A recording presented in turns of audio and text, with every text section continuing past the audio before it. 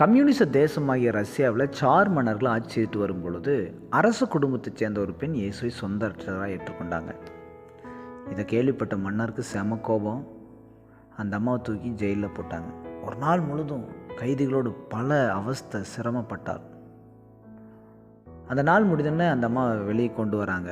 மன்னர் அந்த அம்மாவை பார்த்து ஏளனமாக கேட்குறார்,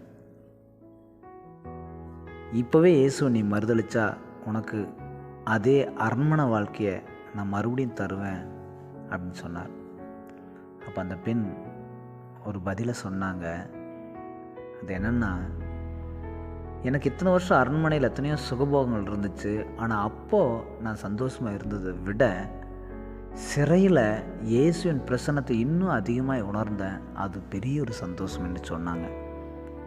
இது மன்னருக்கே ஆச்சரியமும் அதிர்ச்சியும் கொடுத்துச்சு. பாருங்கள், பவுல் கூட ஜெயிலில் இருக்கும் பொழுது ஒரு வார்த்தையை சபைக்காக எழுதி வச்சிருக்கிறார். பிலிப்பியர் 4ஆம் அதிகாரம் 4ஆம் வசனத்தில், கர்த்தருக்குள் எப்பொழுதும் சந்தோஷமாக இருங்கள் என்று மறுபடியும் சொல்லுகிறேன் அப்படின்னு சொல்கிறார். மெய்யான சந்தோஷம் நம்மளை சுற்றி இருக்கிற சுகபோகத்தினால் வருவதல்ல, அது நிரந்தரமற்றது. உள்ளத்தில் இயேசுவின் பிரசன்னத்தினால் ஒரு சந்தோஷம் வரும் பாருங்க, அது எப்பொழுதும் நம்மை விட்டு போகாது. கிறிஸ்துவ வாழ்க்கையில் இதுதான் பெரிய ஒரு ஆசீர்வாதம். அதை பற்றி கொண்டு இயேசுக்கு சாட்சியாக வாழலாமா? கர்த்தர் தாமே உங்களை ஆசீர்வதிப்பாராக.